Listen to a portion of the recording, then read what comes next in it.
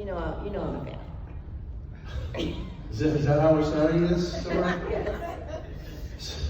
Because he always gives me, crap because I ask him about my favorite projects that he's done. Yeah, she has, but was it Another Day's show? All of them. All of them, yeah. But I want to ask you about one specific one. She has these obscure questions about, well, we'll find out. And let's see, who gets bored first, you or me, okay?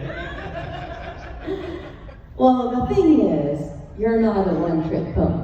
Not a one-trick pony. You've done a lot of things, like American Werewolf is a damn good trick, but you've done so much that I think deserves attention. Okay. How about, let's start with the sleeping car. The sleeping car, if I mention any of these things, how about a show of hands? Who's ever heard of the sleeping car? See? Hey, there we go. Whoa! All right. I got it on The sleeping car was a little movie that I did. I'm not even sure what year. It was after American Werewolf. It's like late 80s. Yeah, I was going to say 89 maybe. And the sleeping car was in a little apartment. It was a train car that was for rent behind this lady's house out in Malibu, California. But it was so spooky looking, you would never rent it. Of course, I go, I'll take it. Well, it's the sleeping car and it's haunted. John Buechler, I think many of you might have heard of John Buechler, was the makeup artist and special effects person who played the mysterious, this train car had been in a train wreck at one point, so John Buechler plays the engineer who comes back to haunt the sleeping car. But my experience of it was, it was a silly little movie. I used to laugh about who would rent this thing. But there were people in Jeff Conaway who was in the film. Judy Aronson. Who loves the movie, by the way. She's the one that turned me on to it. Oh, really? Mm-hmm. And Kevin McCarthy, who was in the original Invasion of the Body Snatchers. And at the time he was in his 80s. And he lived to be well into his 90s and worked right up until the end of his life. But I had never met a guy talk about scene stealer. I mean, this guy, and he didn't even know what he was doing. Well, I shouldn't say that. He was very crafty. But he had so much enthusiasm. It was very infectious for me as a young actor going, wow, I want to be like this guy. He loved to show up in the morning. He wanted to work.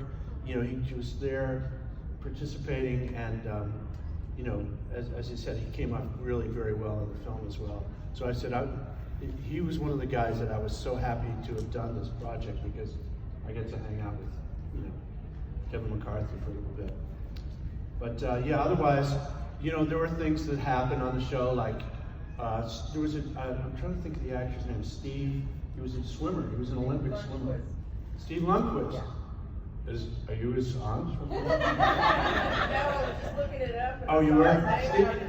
You knew who he was, He's yeah. from Atlanta. He's from the Oh, he Atlanta. is, that's right. And he was an Olympic swimmer, was he not? Well, he plays one of the victims, and there was this bog, kind of little swampy area that we used, and he goes, yeah, I'll go in it. It was definitely, you wouldn't want to swim in this thing. And he was in there floating like a dead, victim for hours, and of course he got sick, as did a number of other people on the show. And then one time, one of the vans, and we were working nights too. Nights are brutal when you're trying to make a film, or anything, that night shift. It's 2, 3 in the morning, and come on, we gotta do this close up, and we got this other big scene coming up. And what you'd wrap at dawn, the light would kill you. When the sun comes up, you'd have to stop shooting. But, so we had one of these vans, these production vans, was going over this little bridge where the backyard was, where the sleeping car was, this location, and it broke down. So it trapped everybody that was parked behind this vehicle. Fortunately, I got out ahead of this production van for luck, and got to go home at 7 in the morning after working all night.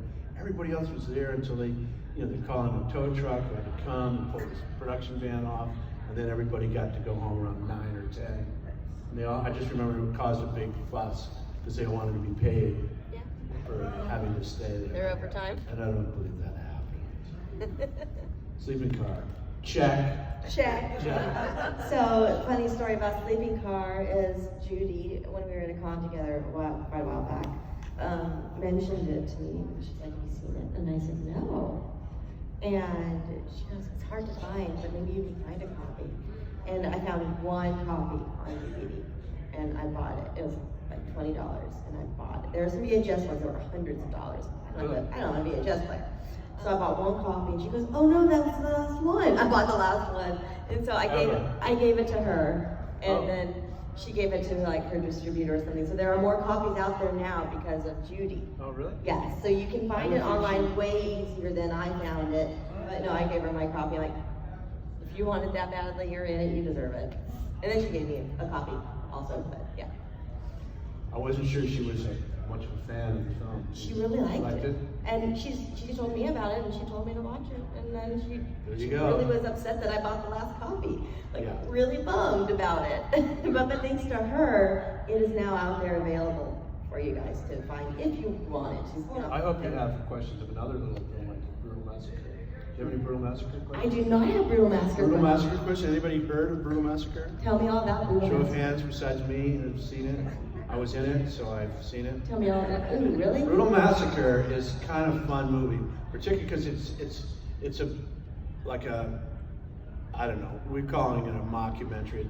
It's a film of making a film called Brutal Massacre, and I play the director, and it's a horror film.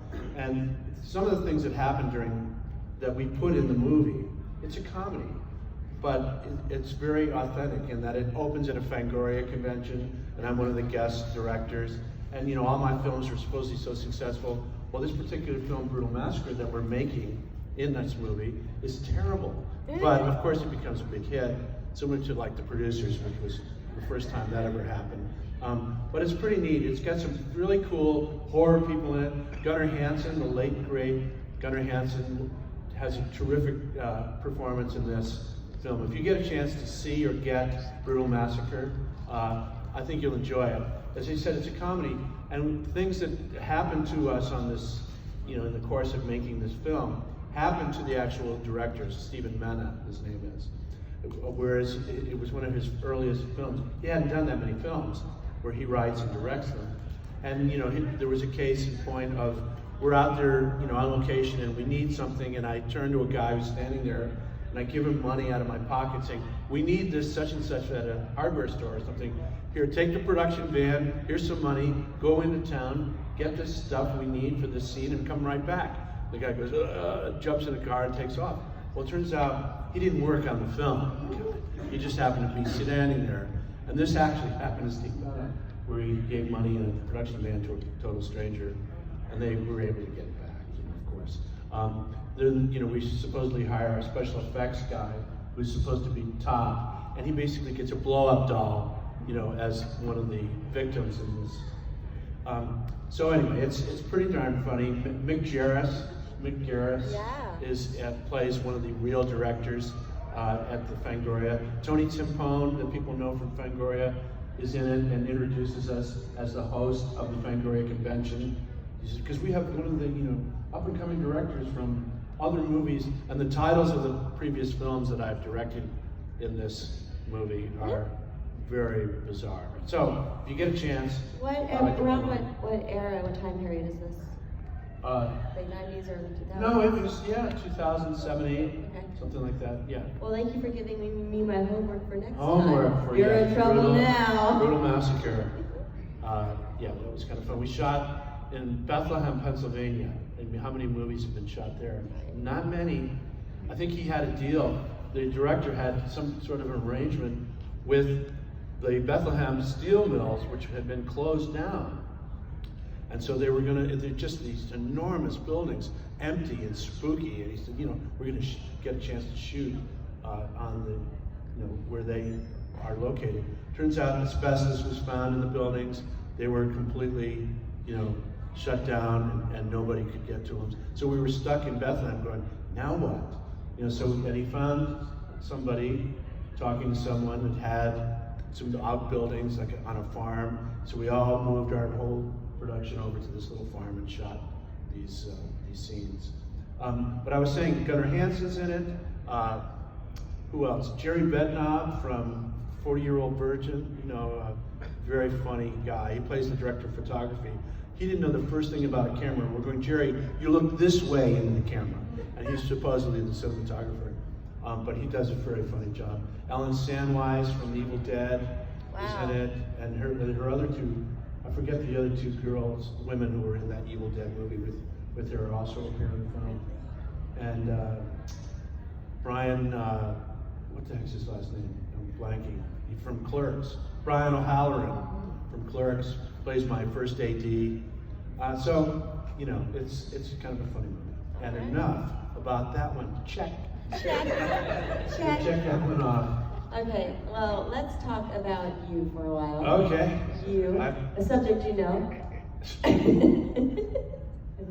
I would love to know, how did you start your acting journey, and who started first, you or your brother? Well, I have an older brother, James Naughton, who's an actor. People remember from Planet of the Apes, the TV series. He was one of the astronauts. But he's 5 years older. And a Tony Award winner, like 4 times. He was a big Broadway guy. Chicago in '97. He won the Tony for that, playing the Billy Flynn character. But yeah, he also got a chance to invest in Chicago, the Broadway musical, which, by the way, has been running for, I don't know if it's finally closed or not, but it's still for going. 27 years, you know, getting a check from the royalties. Not a bad investment. Yeah, you know, we all grew up in Connecticut, West Hartford, Connecticut. My parents were teachers initially, and you know, we just were in public schools. And you know, you get a teacher that inspires you. We had a guy in choir in the high school who was a terrific. He taught us to sing. Both my sister, who's older than me, and my brother, who's older than both of us. There were 3 of us. Taught us to sing. There was the high school musicals. That's really where I started. Getting my sort of theater experience, or getting a chance to do something, doing a musical in high school. Then in college, I went to the University of Pennsylvania, Philadelphia, where they had musical stuff. You know, nothing that you could get credit for, because it's, you know, it's kind of a hard school. But I was definitely pointed towards acting. I got involved in theater and performing in an all-male group, doing political review. So I knew that's what I wanted to do. And then after that, I decided, when I was a senior at Penn, they had a scholarship to study anything in England that was, the money was put up by former alumni of the university. And it was a scholarship to study, and they would pay the tuition and give you a nice stipend to live there. But you had to apply to whatever field you were in. You had to apply to the grad schools.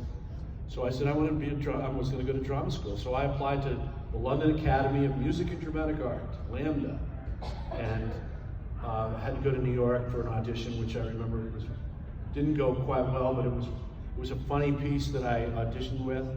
And I wasn't used to auditioning. You know, you're in college, you have to prepare a piece and go in and present it to some people that are sitting there like, make us laugh, go ahead.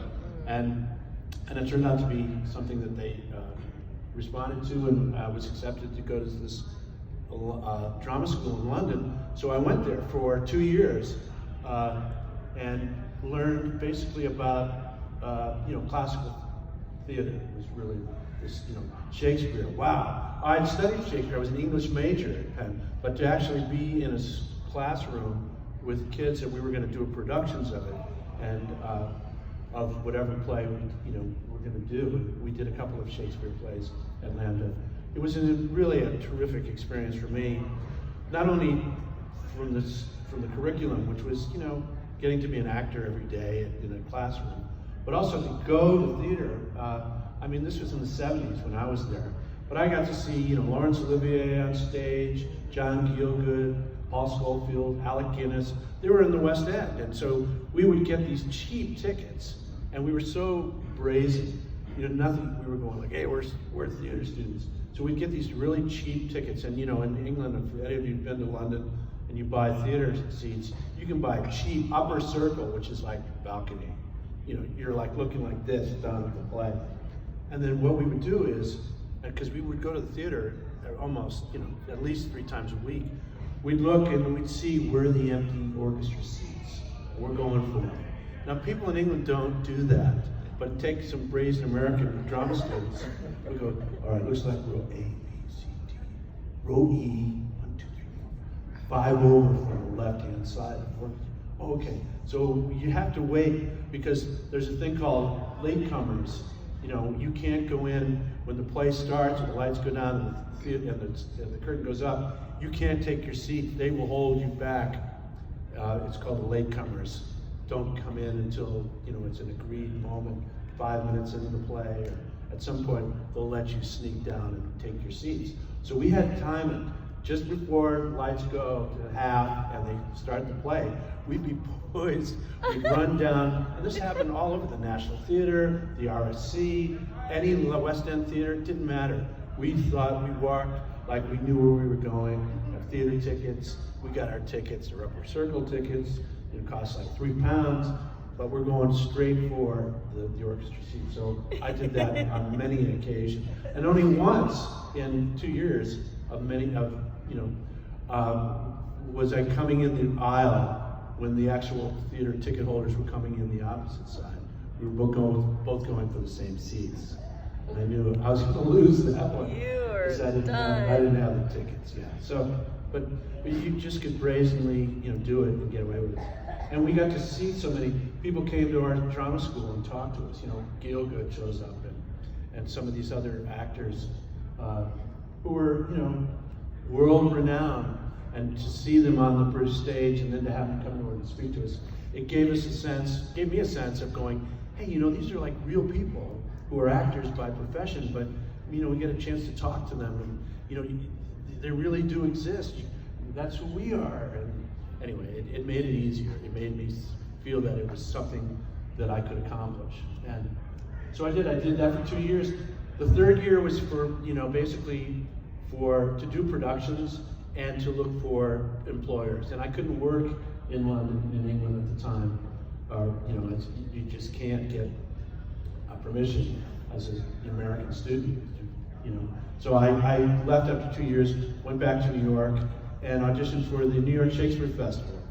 Joseph Pack, who was the guy back in the 70s. And there was a production of Hamlet that they were getting ready to do.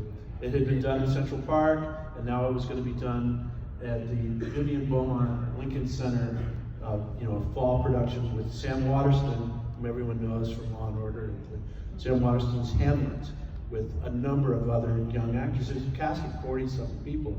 So I auditioned and was cast, and it was an equity, a union show. So I got into the Actors Union for theater, which is called Actors Equity Association. And that's what really sort of started my career. Other people in that cast, my roommate was Mandy Patinkin, and people know Mandy from a number of television, became a big singer. He was pretty, we were all unknown. Who else was in? Bruce McGill, who's had a big career and is on stuff.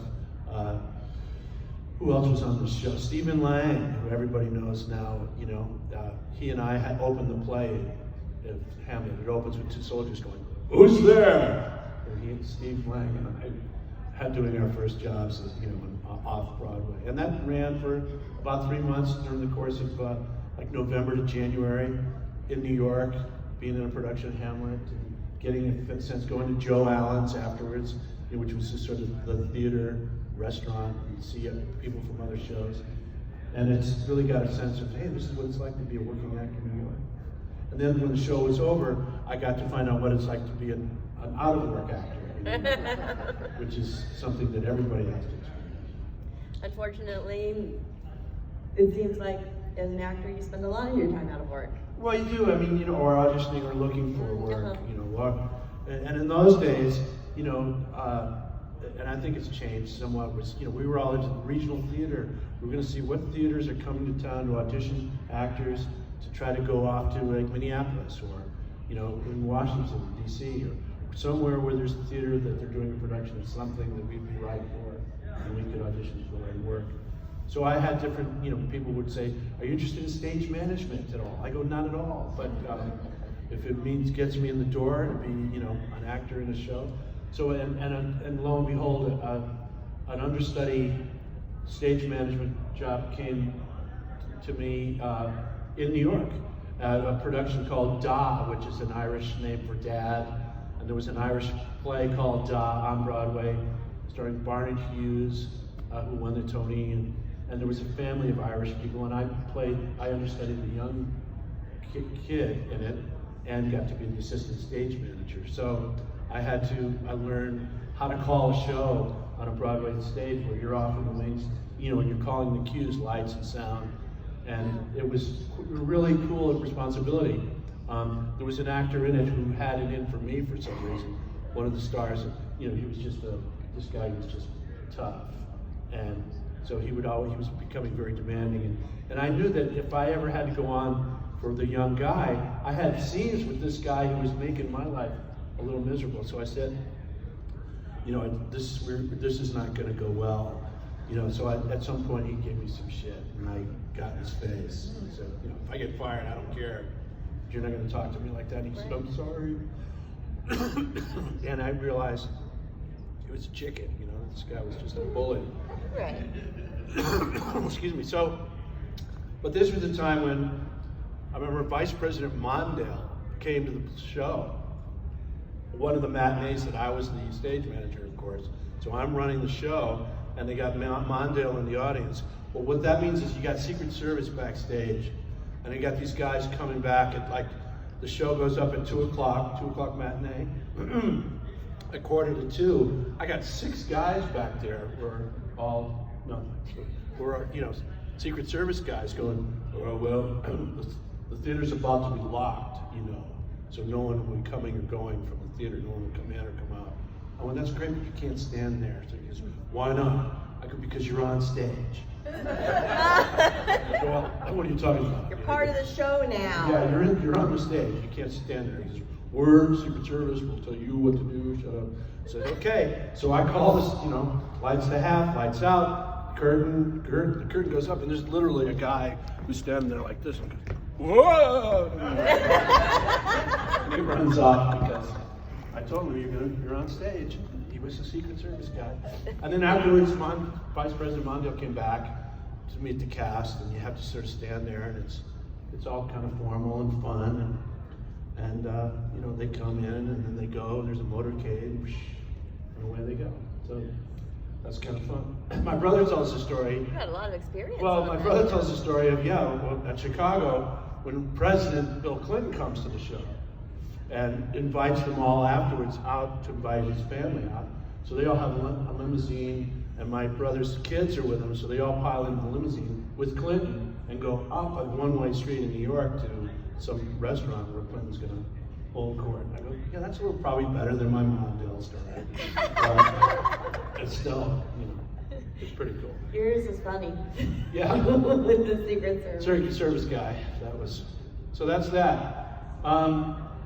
American Werewolf? Should we get to some werewolf stuff? Yes, werewolf. Okay, just a couple things people usually, the most asked question is, how long did that makeup take? That must have taken forever.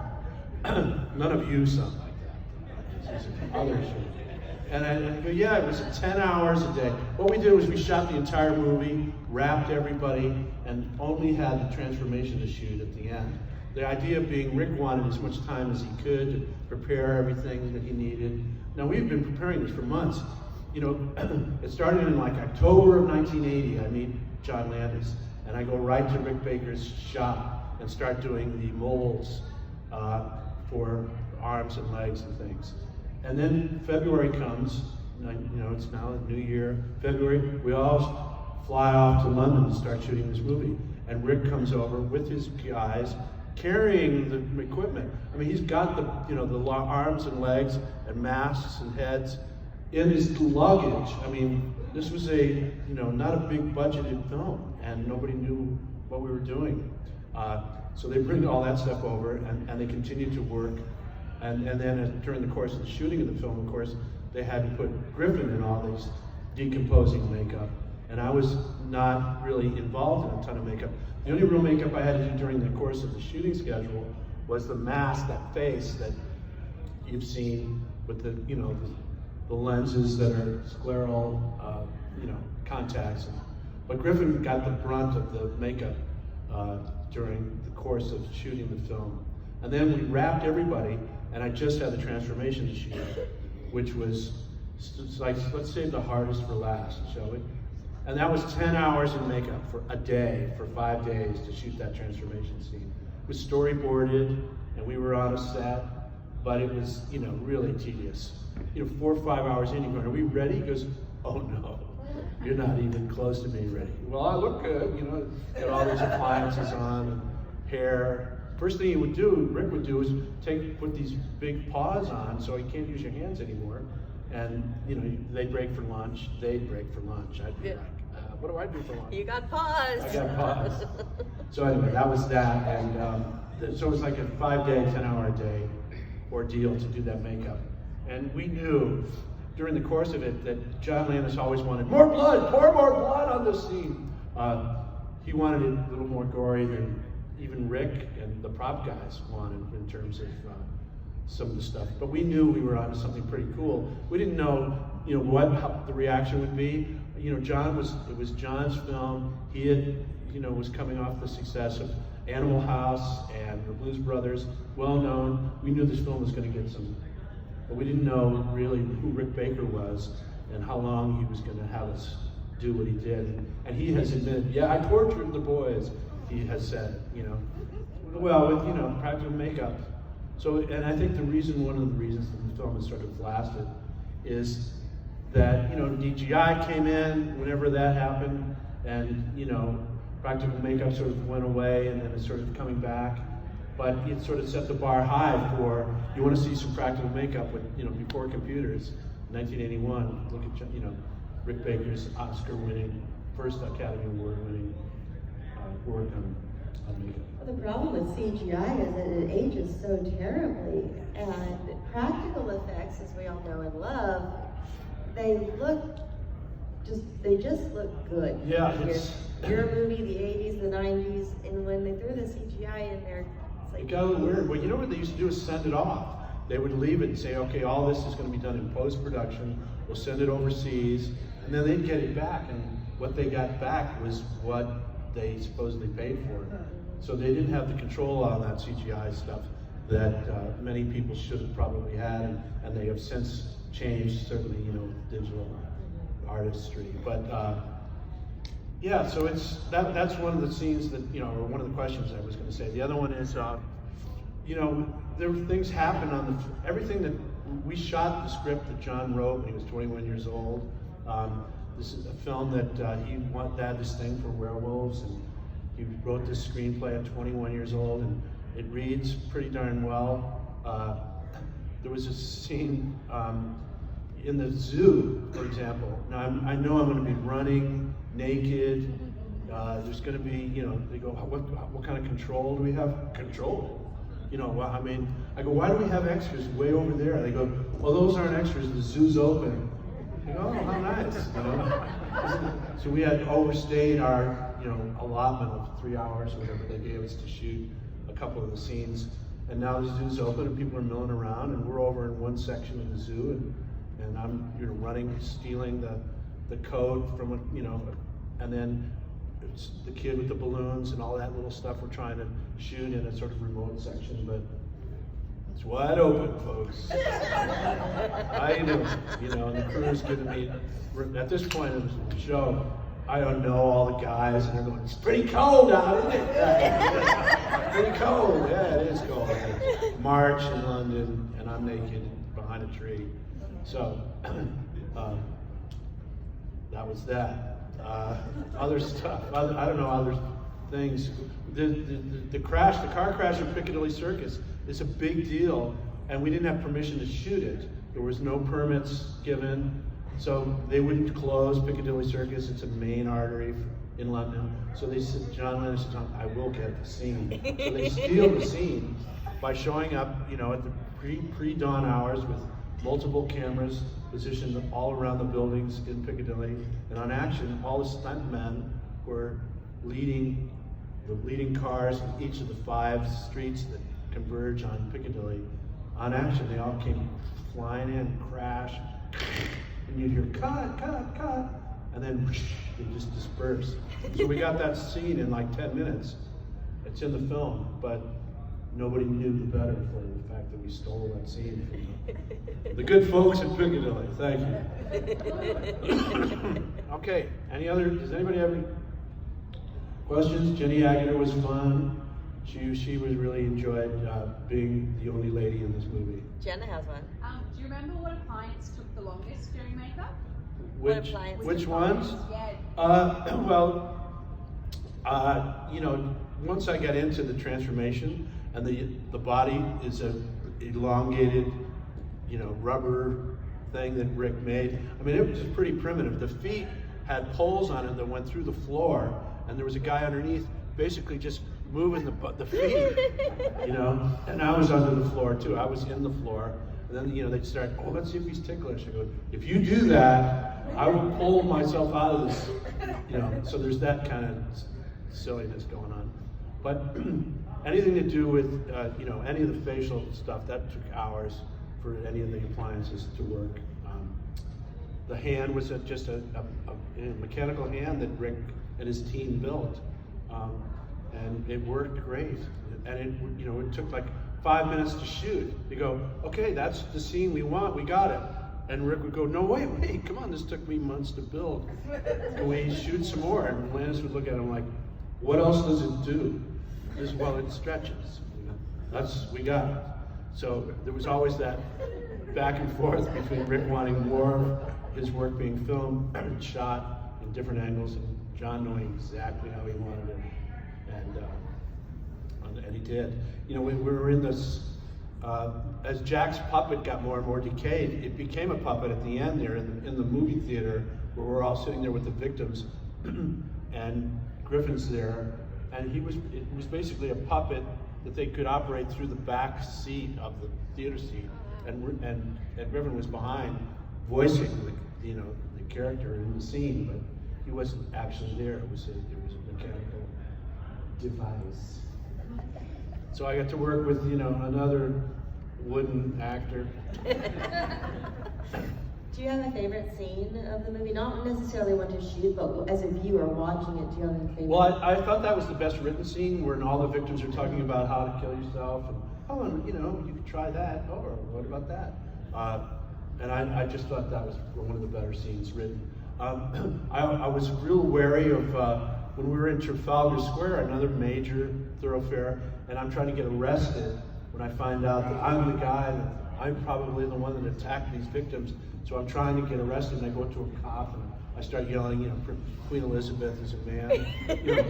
Trying to yell that out in Piccadilly, it's going to draw some attention, even though we had extras and people there. I mean, we did draw a lot of attention while I'm screaming, top of my lungs. So it made me a little weird, particularly because I'd been to drama school there. I knew the ropes. I knew that when you go to, as a student, you have to go to the police station, register as an alien student, and have a little card, special thing, and they want to keep tabs on where you are.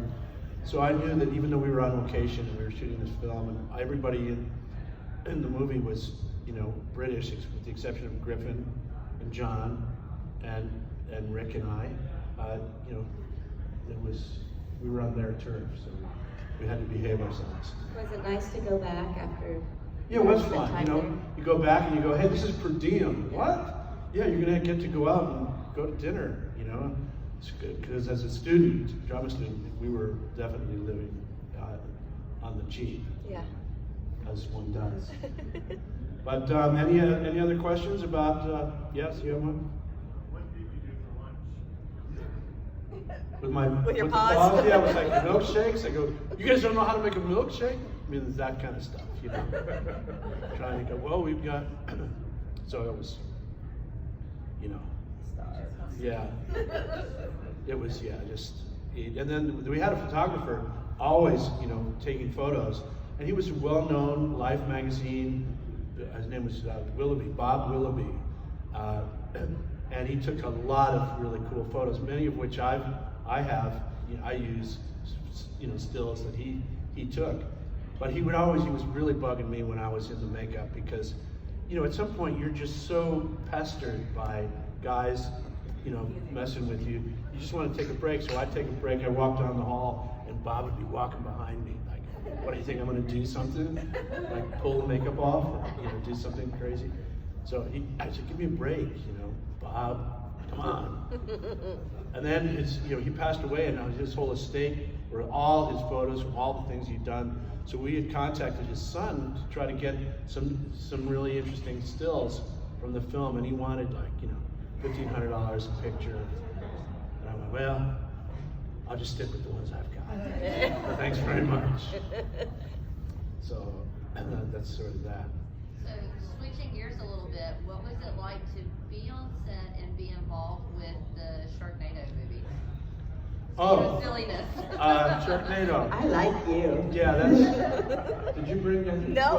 up a Sharknado? Not- She steered clear of Sharknado. Not yet, not yet. I was a little disappointed, obviously, because I saw it. I went, oh boy. But, it's as an actor, you don't generally know, even going in, even if you read a script and you can have the script in your hand, is not an indication exactly of what the movie is you're going to make. And for that was a sort of a guest star part with the director. And I was so far away from the set. They had shot stuff, and they were, by the time I got to be on, and in green screen, and then they're gonna, the other half of the scene that I'm in was shot in London, and I'm in Glendale, California, shooting the other half of the scene that he wrote. So I was a little disappointed, to say the least. And one that you say, well, you have to live this one down. You say, well, you were in the Sharknado family. I think I got a Christmas card. Thanks for joining the Sharknado family. Well, thank you very much. About all I have to say about that. Was there any scenes that were taken out of the movie that would have explained the plot a little bit more?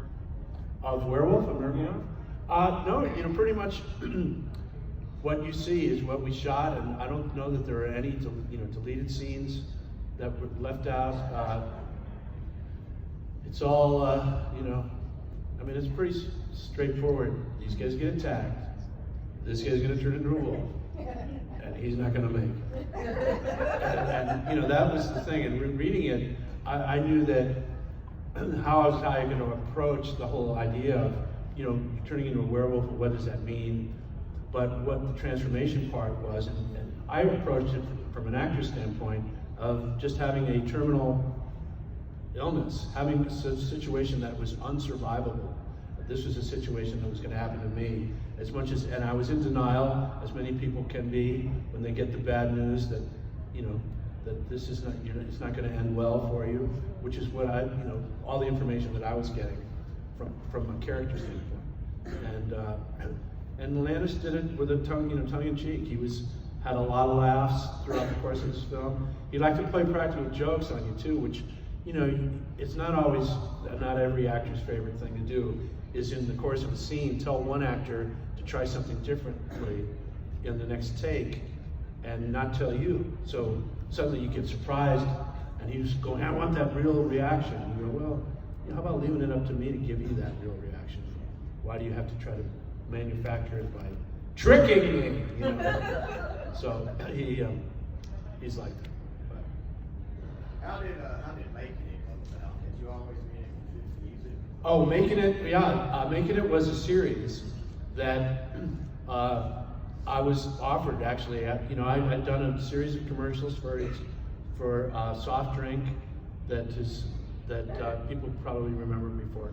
But so at Paramount Studios, they had the rights to all this Saturday Night Live, or Saturday Night Fever music, and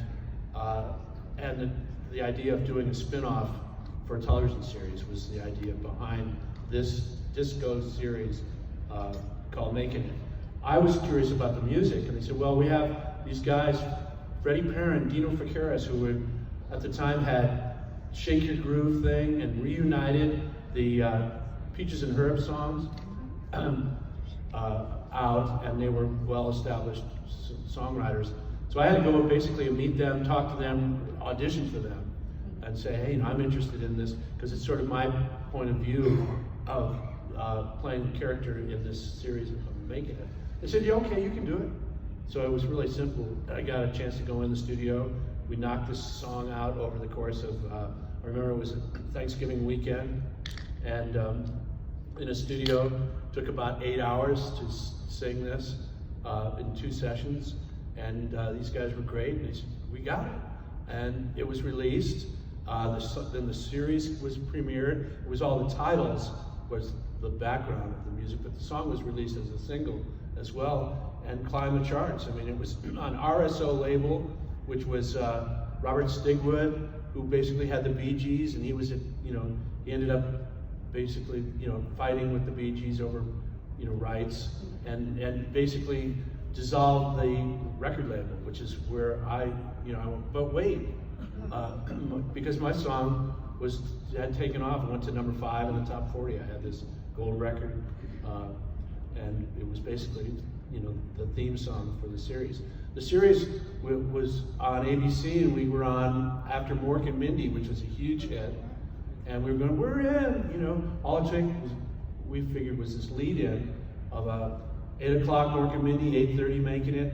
Well, we were on there for like 3 weeks, and they said, we're moving you. And they moved us to a death spot Friday nights, 8 o'clock, opposite Different Strokes, and The Hulk, and Goodbye Making It. And there's a lyric in it, no making it, which is what we were singing, because we saw our ratings were really going down, and that's what happened, but the song wouldn't die.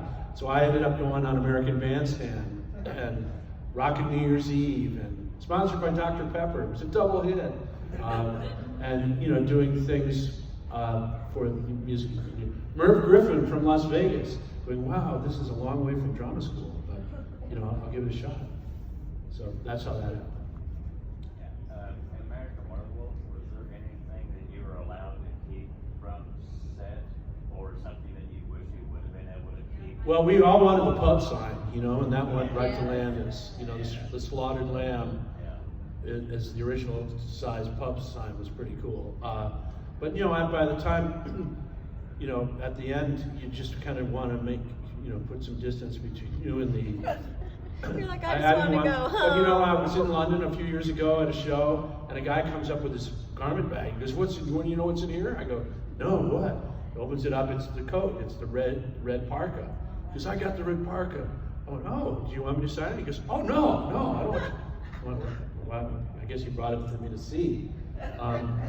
But yeah, and what had happened is on many shows, at the end of a movie, the wardrobe is generally for sale, to the crew or anybody that wants to. And so I guess one of the crew members bought the parka because it made sense working outside in London, in England. It was a warm coat. And he was an electrician or something, and he was telling somebody on another show that he was on, yeah, I got this from some werewolf movie, and the guy bought it off him. Said, let me buy that jacket from you. And then it ended up in this guy's possession. Got to try to put it together pretty quick. Yeah, he said, yeah, and there was damage. I mean, there were some, the pocket had been torn. I go, that didn't happen in the film. It's not original. It happened on the set of wherever this guy was working. But funny things how that works. All right, folks. Yeah, I think without further ado, if anybody has any more questions, does anyone have any answers?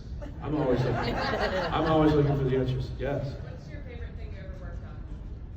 Oh gosh, I'd have to say, there were a lot of challenges on the Dr. Pepper stuff, particularly because it was dancing on the streets of different locations that we were in, and casting I originally went in as an audition with 300 or 400 other guys, but over the course of a couple of years, having done those, I was in the casting session and watching people come in and audition and getting to see how people get jobs, which is enlightening but also discouraging, because you wonder how anybody gets a gig, particularly back then in the commercial world, because so many people in casting had opinions on who would be. So but I had a lot of fun on that. As I said, shooting a location. Werewolf has to be right up there too, I would think, because with the exception of the makeup, which was a challenge, it was really fun, working in London, being in a city that I had studied in and knew pretty well. It wasn't like a new city to me. All right, everyone, give it up. Hey, thank you so much for coming out, guys. Appreciate it. Jason's dead.